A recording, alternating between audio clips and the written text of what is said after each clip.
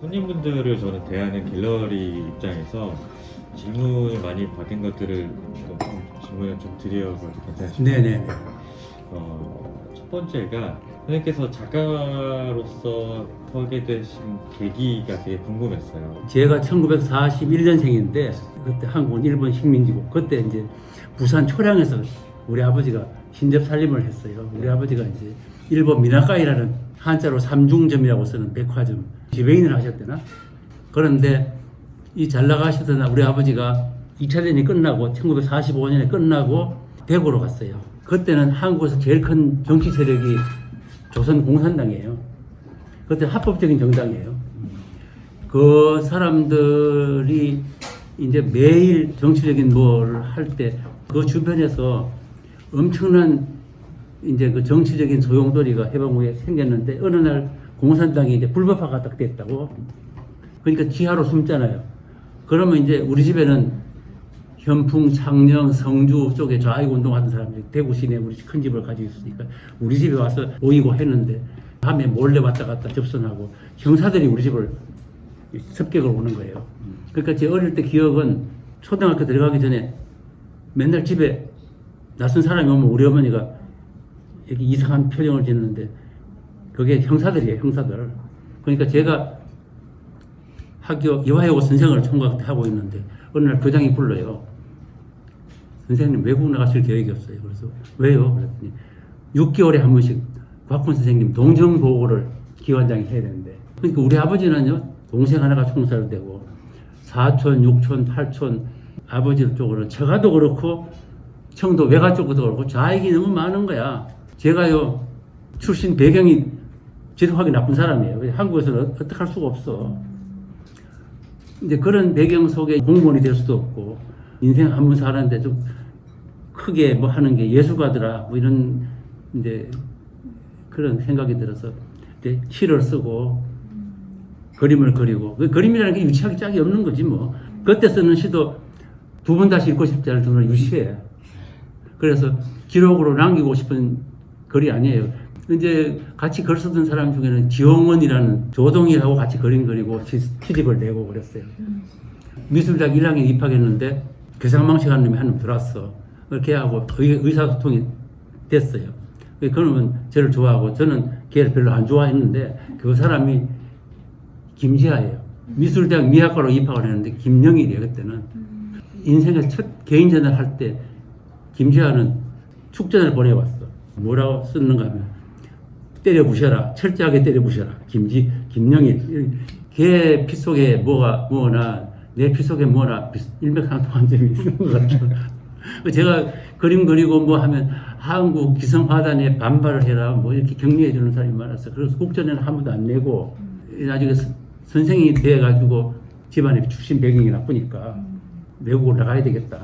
신혼 초에 마누라 손목 잡고 이제 많이 울면서 김포 병장을 떠나서 미국 오하이오 클리블랜드에 갔는데 영어도 못하고 운전도 서툴고 돈도 없고 그러면서 작가가 되겠다고 마음먹는 거는 도둑놈 신부 아닙니까? 그러니까 이제 광고회사에 취직을 했어요. 디자이너로. 미국 사회가 특징이 어떤 사람이든지 뭐든지 간에 뭐 장점을 뽑아내가지고 이용하는 게 미국 사회의 특징이에요. 저를 그림을 그리라는 거예요. 이렇게. 그건 일러스트레이션. 그러니까 빌보드 광고에 그리는 거. 한국에서는 미술대학 가면 켄트지에다가 포스터 컬러로 하는 거 하잖아요. 미국에서는 그런 거 없어. 절대 없어. 미국에서 내가 두 번 다시 못 본 게 켄트지도 못 봤고 포스터 컬러도 못 봤어. 그 사람들은 디자인하는 식이 달라요. 이런 거 있잖아요. 그죠? 풋볼 들고 타치다운 하는 장면. 나중에 보니까 나는 죽어볼 말 해가지고 형편없이 봤는데 고객한테는 굉장한 큰 돈을 받더라고. 차지를 하더라고. 그러니까 약이 오르잖아요. 그래서 유화물감 사고 캔버스를 사갖고 집에서 이제 아파트에서 좀 그려다가 내가 어느 날 티보를 그리게 됐어요. 보는 순간에 내가 이거 화가가 될 수 있겠구나. 뉴욕으로 가자. 클리블랜드에서 돈 2만 불을 모아가지고 스테이션 학원에 뉴본 베이비를 싣고 트레일러에 살림살이 달고 신시나티에서 다리 건너면 거기서 뉴욕으로 가는 그 대신에 LA로 갔어요. 그때 왜 갔느냐 하면은 소호에 가면 나하고 와이프는 오케이. 근데 뉴본 베이비를 뉴욕 소호에 거기서 살게 한다는 건 안 되겠다. 그래서 캘리포니아에 가서 80년 4월이에요. 그때 독한 마음 먹고 내가 술, 담배, 커피 마시는 것도 다 끊고 2만 불 가지고 대학원에 등록을 했어요. 이제 칼스테이트 LA에 등록을 해가지고 대학원 과정을 들어갔는데 첫 수업 시간에 뭘 그리는 건데 내가 광고회사에서 비싼 일러스트레이션 그리는 사람이니까 얼마나 눈에 띄게 그렸겠어요. 그 소재는 이제 뭘 했는가 하면은 대구에 가야 시대 토기가 많이 나와요. 그것을 생각하고 이제 가마를 소재로 해서 한번 그렸더니 칼스트 LA 교수가 상당히 이름 있는 화가인데 이거 얼마야? 그래서 600불. 그랬더니 내가 이걸 사는데 돈이 없으니까 50불씩 12살 잘라줄게. 난 농담인 줄 알았는데 정말 그렇게 계약이 된 거예요. 그러니까 학생들이 붙들고 너 화가가 될 수 있다고. 저 선생이 말이야 늘 잘 보는 것 같다. 화가가 될 수 있다. 그래서 이제 화가가 되는 걸 어떻게 하면 되냐. 그렇잖아요. 지금도 한국에서 화가가 되는 길이 물으면 어떻게 대답해요? 학교에서 되는 것도 아니고 그렇잖아요. 상 받아도 되는 것도 아니고 어떻게 하면 되냐 하니까 모두 한 이구동성 하는 말이 반스달 파크에 가서 조신을 만나가지고 인정을 받으면 화가가 된다. 이거예요. 그 조신이 누구냐? 받았어야 말로 하면 스펙이 틀리니까 미국에서 신진 아티스트가 되는 제일 첩경이 두 가지가 있어요. 동부에서는 위트니 비엔날레에 뽑히는 거고 서부에서는 반스달 파크 LA 시립미술관에 거기에 2년에 한 번 10명 뽑아서 개인전 하는데 들어가는데 10명 중에 판화, 조각, 설치 빼면 화가는 한 5명밖에 안 돼요. 거기 내가 뽑혀가지고 전시를 하는데 오프닝에 3,000명이 모여서 그게 로이드 라이트가 설계한 참 궁전 같은 집이에요. 거기서 데뷔 쇼를 하는데 난 이게 얼마나 좋은 건지 도대체 한국 사람이 거기서 해본 일도 없고 들어본 일도 없으니까 그런데 거기 하면 화랑들이 쫙 와서 작가들을 데리고 와요. 저는 거기서 제일 평판이 좋았는데 제일 나쁜 화랑에 한 계단씩 올라간 거예요. 이제 그게 제 시작이에요. 이렇게 길게 이야기한 것도 한국에서 처음이에요.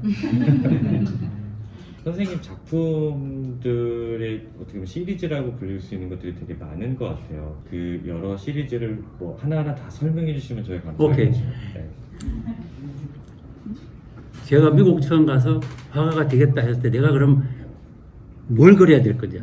종이를 주고 글을 쓰라 그러면 이게 다방 마담한테 보내는 편지니까 어머니한테 보내는 거, 친구한테 보내는 거 다 다르잖아요. 뭘 쓸 건지, 뭘 그릴 건지. 제가 미국에서 클리블란드에서 만 5년을 보내고 2만 불을 예금해가지고 대학원에 가서 뭘 이제 그려야 되겠는데 뭘 그릴 것이냐 하니까 생각나는 게 대구에서 땅 파면 가야톡이 나오던 거. 엄청나게 나와요. 이게 나오면 다 미술실에 갖다 놓으면 우리는 그걸 가지고 다 깼다고. 지금 가야톡이 비싸더라고. 근데 그때 그거에 나오면 한 추럭씩 나와요. 미국 가서 생각하니까 이거 땅을 파면 1000년 전에 만든 인간이 만든 토기가 테라코타가 나온다. 그게 가만히 보니까 그 숨막히게 흥분되는 거 배경이에요. 그래서 그걸 그려보자 하고 시작한 것이 티볼이 된 거는 나중에 비행기를 타고 동경 시내에 있는 공원에 일본 국립박물관이 있는데 거기 들어갔는데 이상하게 눈을 확 끄는 게 있는데 그게 이도다완이에요. 굉장히 아름답다. 보니까 우리나라 이도다완이다. 거기 끌려가지고 테라코타가 다완이 되고 다완을 설명하면 뭐 오행이 들어가고 이제 가마가 나오고 그걸 그리니까 반응이 참 좋은 거예요. 영어도 못하고 뭐 버석 말른 놈이 하나 와가지고 그리는데 좀 이색적이고 괜찮았던 모양이야. 값도 싸고 잘 팔린 거예요. 그렇게 해서 이제 드로잉 하나에 300불 몇 장 팔면 1000불이 되면 생활이 괜찮잖아요. 그때는. 그러다가 집 사고 이제 팔로스 버디스라고 이제 베버리라고 막 먹는 좋은 부자촌에 집을 사가지고 어떡하니까 영어도 못하는데 그림 그려가지고 팔로스 버디에서 산다고 해서 그때 제가 더 유명하게 됐어. 여러분 이제 집이 뭐 좋아서 좋은 게 아니라 그림을 그리려면 넓은 공간이 필요하니까 1984년인가 LA 아트페어에 한국에서 최초로 13개 화랑이 나왔어요. 그 중에 7, 8개를 내가 어플리케이션 폼을 써줬어요. 제가 이제 한국에서 비행기 타고 떠날 때는 이놈 다시 오나 봐라. 내가 빨갱이로 말이야. 낙인을 찍혀가지고 이래가지고 미국 가는데 내가 안 온다고 했는데 한 5년 후에 와가지고 제가 이제 미국 화랑 따라서 스위스도 바젤도 가고 런던도 가고 또 팔리고 저도 이제 그거 배우는 거야. 평생 아트페어에 바젤 이런 데 가보니까 무슨 도시도 그렇고 그림도 그렇고 그 화랑들이 와 눈이 번쩍 떠. 그래서 서울 와서 저 외국으로 눈을 돌려서 나가보라고. 그랬더니 어느 날 갑자기 LA 아트페어에 선생님 접수 좀 해주세요. 뭐 7, 8개 해주고 서울에 13분이 왔는데 오픈하기 전에 내일 오픈이면 올 저녁에 내 그림을 다 팔았어. 그림이라는 게 그렇게 아트페어에서 다 판다는 것도 난 듣도 보도 못한 거고 제가 트립틱이라고 종이 한지 전지 3장짜리 뭐 꽤 커요. 그거 3,000불에 팔았으니까 값도 좋았지 뭐. 그래도 어쨌든 간에 잘 팔리니까 한국에 와서 전람회 하라고 그래서 80년대는 한국 와서 뭐 꽤 잘 나갔어요. 근데 작가는요 제일 문제가 좀 팔린다고 할 때가 함정이에요. 누구든지 잘 나갈 때가 좋은 시절이지만 그게 함정일 수도 있는 거예요. 다 좋아하는 인기 있는 그림 이게 내 예술이 될 수 있느냐 하는 회의에 빠져가지고 이제 그림을 바꿔버린 게 그 다음에 또 뭐 바꾸고 이래가지고 지금까지 헤매고 있어요. 이제 지금까지 작가는 팔려도 고민 안 팔려도 고민 운명이 그걸 안고 가야지. 선생님 작품 중에 최신으로 많이 알려진 게 또 한라인 시리즈도 있고 그다음에 홍콩에서 전시됐었던 뭐 팔림세스트라는 시리즈도 있었던 것 같아요. 잠깐 설명해 줄 수 있으실까요? 1년에 그 작품 중에서 팔림세스라는 것은 100% 추상인데 어느 날 에집트의 파피루스가 그 당시에 그게 귀중품이에요. 한국도 조선종이가 귀중품이에요. 그래서 절대 안 버리고 재생하잖아요. 그 몇천 년 된 제국에서 오래된 걸 다시 재생해가지고 내는 그 종이를 팔림세스라고 그래요. 그 의미가 재밌잖아요. 그래서 이제 제목을 붙이고 했는데 사실은 이 그림을 그릴 때 내가 에집트를 생각하고 그리는 건 아니에요. 그냥 제목 자체가 하나의 그 애를 낳으면 복종이라고 짓기도 하고 순자라고 붙이는데 그건 사실은 아이디에 필요한 거지. 그렇잖아요. 미국에 사니까 한국에서는 좀 생경한 단어로 제목을 붙이고 뭐 이렇게 하는데 제가 참 마음에 드는 제목은 할라이트예요. 할라이트라는 것은 상당히 그림을 많이 그린 다음까지도 저걸 제목을 못 찾았는데 어느 날 에스키모의 그 민속에 대한 걸 보다가 할라이트라는 단어가 나왔는데 그건 현재 에스키모가 자기 조상들을 생각하면서 쓰는 글에 그게 나와요. 그래서 보니까 알라스카의 에스키모들은 많은 섬과 많이 있어요. 그걸 사운드라고 그러더라고. 무슨 사운드마다 다 종족이 다르고 말이 달라요. 그런데 이 사람들이 그 민속 신앙은 비슷해요. 알라스카는 나무가 없잖아요. 풀도 없잖아요. 여름에 한철 야생화가 피었다가 벨리들만 좀 따먹고 끝이에요. 그 다음에 1년에 뭐 8개월은 아무도 없는 동토인데 여기서 이 사람들이 고래를 잡아 먹지 않으면 살 수가 없어요. 고래를 잡으러 가는 거는 이 테이블만한 그보다 한 2배쯤 되는 건데 고래 창자가 이걸 잘라가지고 이걸 가지고 이제 파카도 만들고 배도 만들고 신발도 만들고 다 하는데 이게 그걸 만들면 굉장히 가벼워요. 알라스카의 미술관에 가면 카누가 있는데 굉장히 가볍고 멋있어요. 그 자체가 설치 미술 같아요.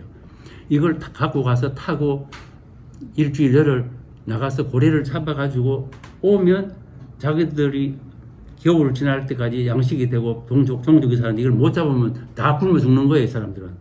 그런데 이 사람들이 이제 샤머니즘적인 신앙이 있는데 이게 뭐냐 하면은 조상이 죽으면 고래 신이 돼가지고 우리한테 고래를 보낸다. 그러니까 자연과 인간의 조화로운 공생의 그 개념이 생기는 거예요.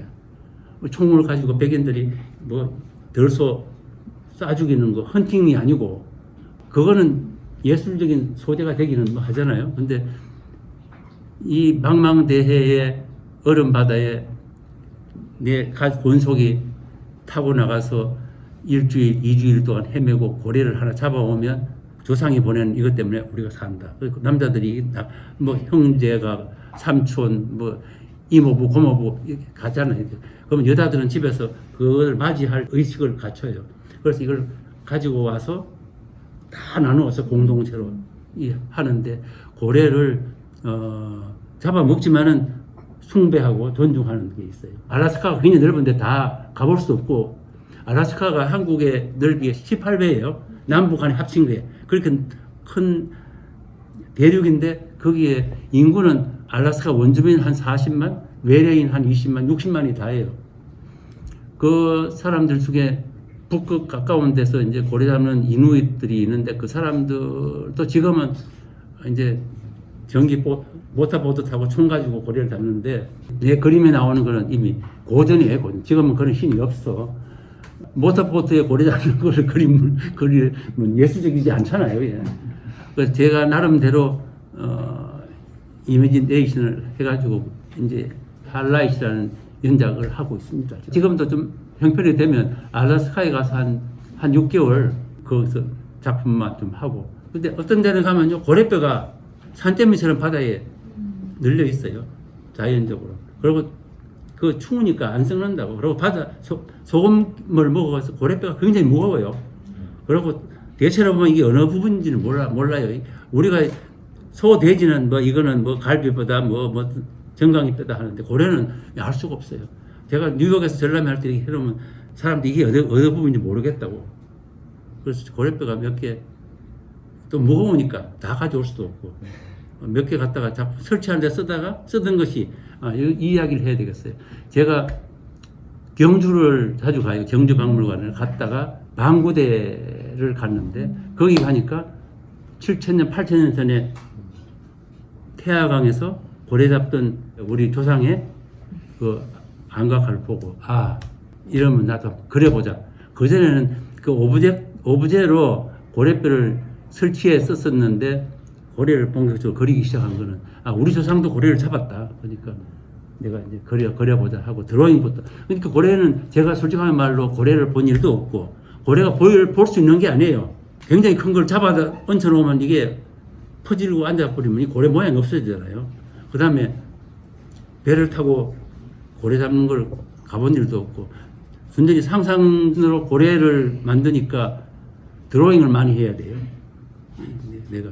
그래서 지금 안 본 걸 어떻게 그리냐. 사실은 화가는요, 누가 이순신 장군을 보고 이순신 동상을 만드는 것도 아니고, 또 성당에 가서 그 많은 미켈란젤로의 그 사진이 있어가지고 뭐 그리는 거 아니잖아요, 전부. 누가 베드로를 받고, 누가 성모 마리아를 받고, 누가 천사를 받겠어요.